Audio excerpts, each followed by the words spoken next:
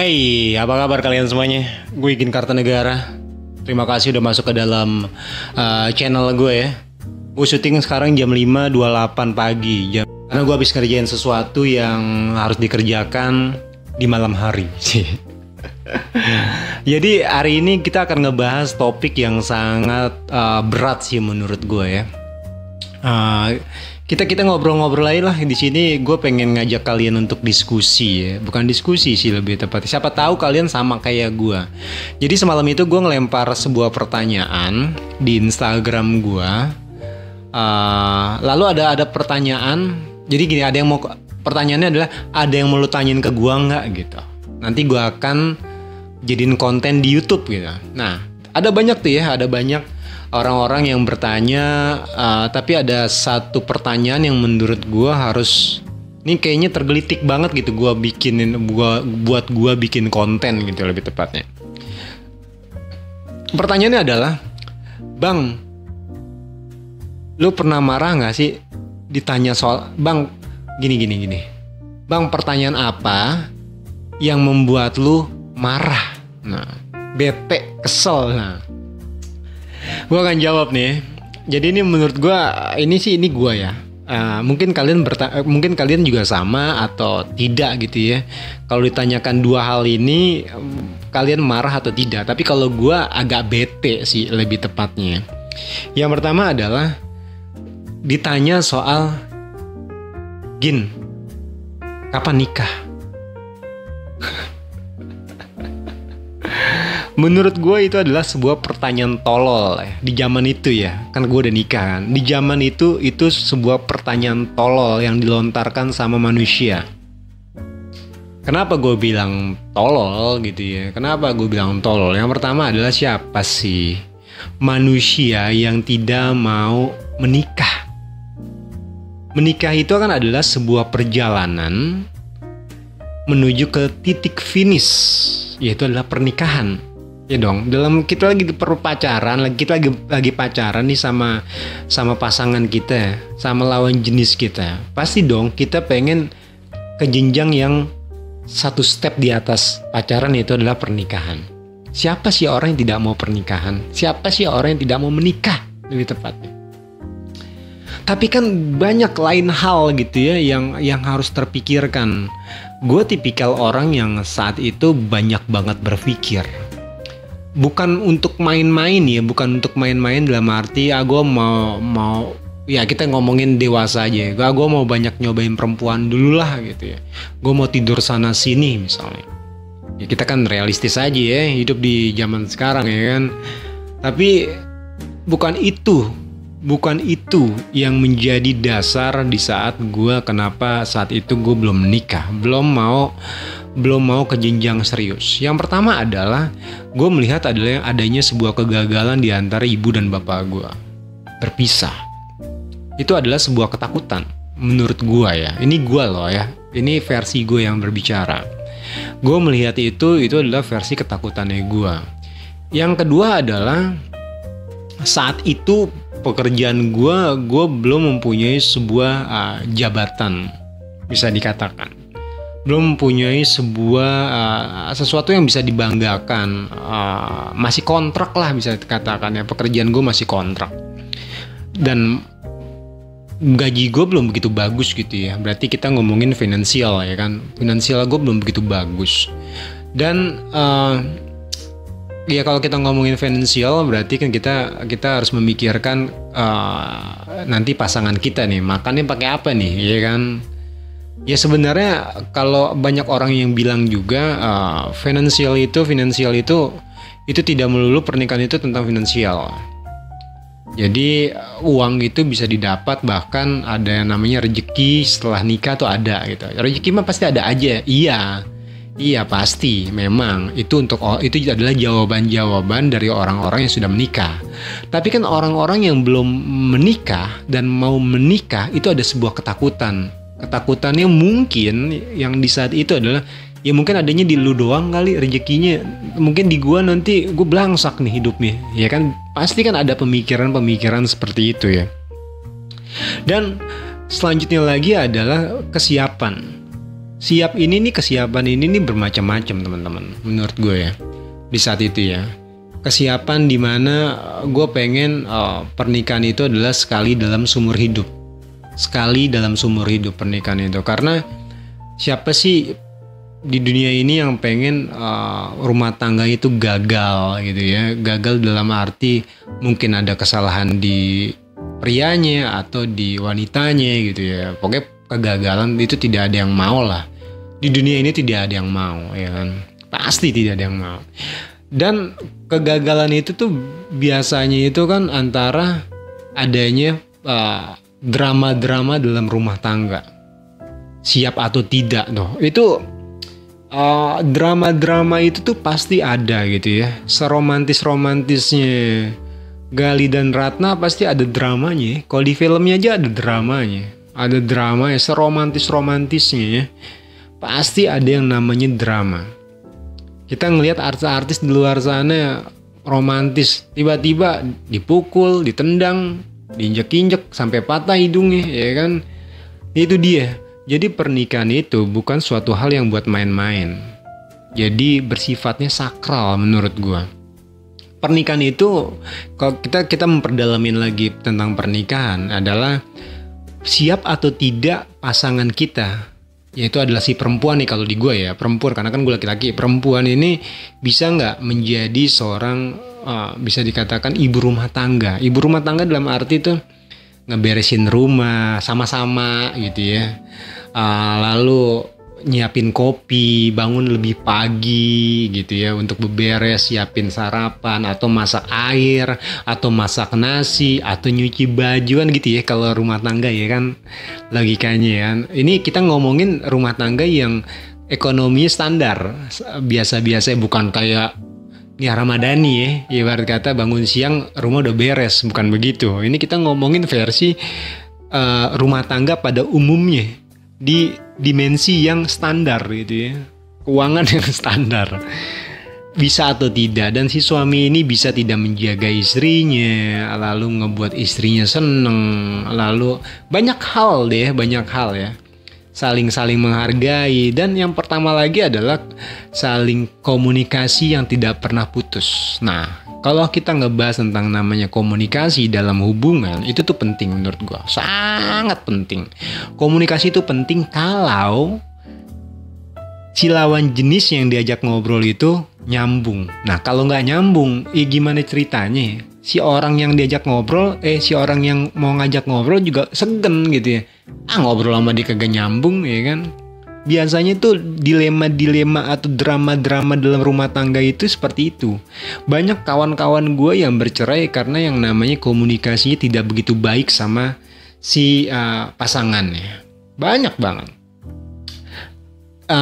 Selanjutnya ya ekonomi, itu udah pasti ya. Perceraian itu yang pertama adalah ekonomi, yang kedua itu adalah komunikasi. Kalau dua hal itu udah tidak bener, tandanya kan udah sakit kan. Sakit itu, kalau udah sakit itu mendingan kagak usah dilanjutkan ya, karena ya buat apa gitu ya, pasti terulang lagi. Dan yang harus diperhatikan juga sama seorang yang mau menikah itu adalah, misalnya kita ngomongin si perempuan ini harus siap menjadikan suaminya sebagai imamnya. Jadi kalau misalnya kata suami jangan ya jangan, iya ya iya gitu ya. Jadi tidak ngebantah lah intinya. Dan begitupun si suami ini juga harus tahu diri, dalam arti tadinya lu masih bujang begadang mulu di luar nongkrong ya, di mana di kafe atau di mana. Ya kalau udah punya bini atau rumah tangga ya pulang. Kalau si istri harus ingat, lu punya suami, lu harus menjaga. Karena gini, dosanya istri itu yang nanggung suami. Kalau kita ngomongin lebih spesifiknya, lebih dalam ke agama nih. Jadi lu harus bisa menjaga yang namanya kehormatan seorang suami. Di luar lu harus jaga banget. Jadi gue punya temen yang gue punya anak buah, gue punya staff. Itu dia sangat menghargai suami, dan aduh, gue kagum banget sih sama dia. Diajak nongkrong dia nggak pernah mau. Dia selalu bilang, di rumah gue masih berantakan, gue mau nyuci Bang Igin, gue belum nyiapin makanan buat suami gue. Gue ngomong begitu ya, sekarang gue merinding nih sumpah. Itu seorang istri seperti itu. Seorang istri itu waktunya pulang dia harus pulang, tidak main, tapi pulang. Dia harus ingat di rumah gue berantakan apa enggak nih. Begitupun juga suami juga kalau misalnya mau kemana-mana dia harus ingat dulu di rumah. Setidaknya minta izin, tapi izin yang bisa dikatakan tidak berulang kali antara si suami dan si istri. Intinya adalah rumah itu adalah tempat peristirahatan terakhir. Bukan meninggal maksud gue. Lu kan kalau misalnya lu berumah tangga, laki lu kerja atau bini lu juga kerja, ya kan? Kerja itu kan menghabiskan waktu 9 jam lebih bisa dikatakan, ya kan. Belum lu nongkrongnya, pulang kerja kan langsung pulang, ada perjalanan, ya kan, belum macet dan yang lainnya.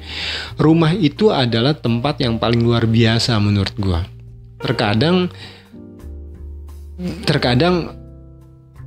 apa ya, bisa dikatakan udah menikah tapi sifatnya kayak orang belum menikah, masih nongkrong. Si perempuan udah datang, si suami masih keluyuran di luar. Pulang-pulang malam udah tidur pasangannya. Gak ada waktu ngobrol. Waktu ngobrol itu hilang. Waktu komunikasi itu hilang. Begitupun sebaliknya. Si suami udah datang, si istri harusnya pulangnya jam 6 udah sampai rumah tapi jam 9, jam 10. Ya si suami juga udah bete kan, di rumah udah tinggal mau tidur aja kan. Dia nungguin udah lama. Jadi komunikasi itu tidak terjadi. Ya itu yang biasanya ngebuat jadi kalau komunikasi tidak bagus itu ya pertengkaran tuh pasti ada ya. Tapi kalau komunikasi pun ada, ini harus nyambung nih. Si pasangan, komunikasi nyambung itu maksudnya adalah misalnya si suami ini bertanya atau diskusi, si istrinya harus jawabnya juga dengan suatu hal yang wajar dalam arti nyambung. Nggak ditanya selatan tapi dijawabnya utara gitu. Ditanya selatan dijawabnya selatan, kan begitu. Begitupun sebaliknya. Yang kayak begini nih yang menurut gue lo harus siap dengan konsekuensi kalau lo udah menikah.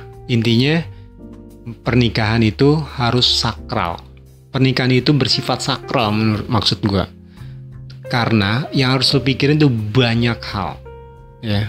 Banyak perceraian itu terjadi karena yang tadi gue bahas. Oke, di situ udah tamat deh. Sekarang jawaban kedua gue adalah, gue kalau ditanya apa kalau bete gitu, lebih tepatnya bete sih ya. Itu adalah bukan bete, agak risih ya lebih tepatnya. Risih. Kalau ditanya soal anak. Kapan punya anak, Gin? Kapan punya anak? Punya anak kapan? Anak kapan? Punya anak kapan? Itu pertanyaan tolol menurut gua. Siapa di dunia ini yang udah berumah tangga tidak mau mempunyai sebuah keturunan? Gak ada jawabannya. Kagak ada yang tidak mau. Semuanya pasti mau. Tapi kan itu sebuah pertanyaan yang tolol. Kecuali gitu ya, anak itu bisa dibeli di distro, bisa beli di mall, ya kan. Anak itu kan pemberian dari Tuhan, dari Sang Maha Pencipta. Kalau misalnya belum dikasih terus gimana? Gue harus marah-marah sama Tuhan? Kan tidak kan. Nah ini nih yang menurut gue tolol. Tolol adalah, ini adalah pertanyaan yang bisa ngebuat rumah tangga orang tuh berantakan. Contoh, gue bertanya sama lu nih, lu kok belum punya anak, kenapa? Elunya baper. Lalu lu bahas ke istri lu atau ke suami lu. Aku ditanya terus nih begini. Jadi itu pembahasan di rumah yang bikin berantem. Sebenarnya itu sebuah pertanyaan yang harusnya diredam aja, gak usah disampaikan ke dalam rumah lu. Paham gak maksudnya? Contoh misalnya, ada pasangan, gue misalnya ditanya. Pasti kalau ditanya, gue untuk sekarang kalau ditanya, gue akan bersikap biasa aja. Gue akan bilang, ya belum dikasih lah namanya. Gue bilang kayak gitu. Gini, lu belum punya anak ya, gue belum dikasih. Mungkin masih ada kekurangan dalam diri gue, makanya gue belum dikasih. Titik. Tapi gue menimbulkan atau ada raut muka, gue nggak nyaman ditanya itu. Ada apa ya? Ada gestur di mana gue nggak nyaman. Ada mimik yang di mana gue nggak nyaman. Biar orang itu nggak akan melanjutkannya lagi. Karena agak aneh gitu. Kalau misal, terus apakah gue harus sampaikan ke pasangan gue di rumah? Tadi gue ditanya ini, nggak perlu. Jadi kita harus bisa memfilter pertanyaan apa yang harus kita sampaikan di rumah. Nggak perlu semuanya dijabarkan dalam rumah. Kita nggak pernah tahu pasangan kita tuh lagi capek atau tidak. Pertanyaan itu tuh sensitif menurut gua. Begitupun perempuan ditanya, lu kok belum punya anak, kenapa emang sih lu berobat deh begini, begitu, datang deh pulang ke rumah. Aku tadi tanya begini, aku malu tau gak sih? Si suami juga bete kan. Pertanyaan itu lagi gitu ya. Akhirnya berantem, jadi sebuah drama di dalam rumah tangga. Drama yang berakhir jadinya makin kalut. Jadi harus memfilter sih. Kalau lu udah punya pasangan atau lu udah menikah, lu harus bisa memfilter ucapan. Memfilter mana yang boleh ditanyakan, mana yang tidak. Karena menurut gue pernikahan tuh harusnya kan dua orang dewasa yang dimana lu harus bisa memfilter nih pertanyaan dari luar. Lu harus bisa redam aja, nggak perlu dibawa dalam rumah. Itu sih. Nah, yang lebih parahnya lagi, kalau misalnya yang tadi gue bilang salah satunya ada yang baper lalu dibawa ke rumah, itu yang bahaya. Jangan sampai seperti itu. Kalian setuju atau tidak, tulis di kolom komentar ya. Mungkin menurut gue itu aja sih ya yang akan gue sampaikan ya. Karena ini berkaitan sama sama story gue ya tentang pernikahan dulu waktu ditanya-tanya tentang anak. Gue akan menyikapinya seperti itu. Agak bete sih ya, agak bete. Pasang muka bete aja dan tidak nyaman ya. Karena kalau kita ngomongin tentang anak lagi ya, kita nggak mungkin bisa menyalahkan sang pencipta lah. Mungkin sang pencipta juga tahu dalam arti ini ibu bapaknya aja, kalau misalnya gue kasih anak nih, orang tuanya aja kerjanya berantem terus nih ya. Ntar kalau gue kasih anak dicerai, anaknya gimana nih? Terus habis kayak gitu nih emak bapaknya masih suka nongkrong malam nih, suka mabuk-mabukan nih. Kalau gue kasih anak gimana nih? Belangsak anaknya dong. Kan pasti kan ada sesuatu yang sesuatu yang ada skenario Tuhan lah bisa dikatakan yang kita tidak pernah tahu. Jadi gitu aja teman-teman ya. Buat orang yang baru mau menikah, lo harus bikin matang-matang. Pernikahan tidak seperti membalikan sebuah telapak tangan yang menurut kita mudah. Pernikahan itu bersifat sakral. Lo harus dewasa intinya. Dewasa dalam segala hal. Segala hal harus dewasa. Mana yang boleh diucapkan, mana yang boleh dilakukan. Kalau lu ada seorang perempuan, lu harus patuh sama suami lu. Jangan keluar malam, jangan nongkrong. Begitupun kalau lu adalah seorang laki-laki, lu harus tahu dosa istri lu ada di lu. Dan lu berhak untuk marahin dia. Karena kalau lu udah menikah, dosa si istri lu bukan menjadi dosa bapak kandungnya. Itu udah putus. Itu adalah udah dosanya suami. Apapun yang dilakukan sama istri di luar sana tentang pakaian, tentang cara bicara, adabnya, adab dan attitude-nya, itu suami yang bertanggung jawab. Dosanya ke lu. Jadi kalau lu punya istri yang nantinya tidak bisa dikasih tahu, malah menambah dosanya lu, mendingan selesaikan. Tidak perlu untuk diperpanjang lagi, tidak perlu untuk diteruskan lagi. Dosa lu makin banyak, lu dosa lu sendiri aja banyak, apalagi lu nanggung dosa orang ya kan, yang nggak bisa dibilangin. Jadi perceraian itu banyak seperti itu. Ya udah, gue itu aja ya. Buat teman-teman semuanya, ramein kolom komentar. Kalau ada jawaban-jawaban yang seru, nanti gue akan angkat jadi YouTube gue ya, jadi video gue maksud gue. Ya udah, gue Ikin Kartanegara pamit. Jangan lupa untuk di subscribe maksud gue, sama kasih like ya. Kita ramekan kolom komentar ya. Bye bye. Assalamualaikum.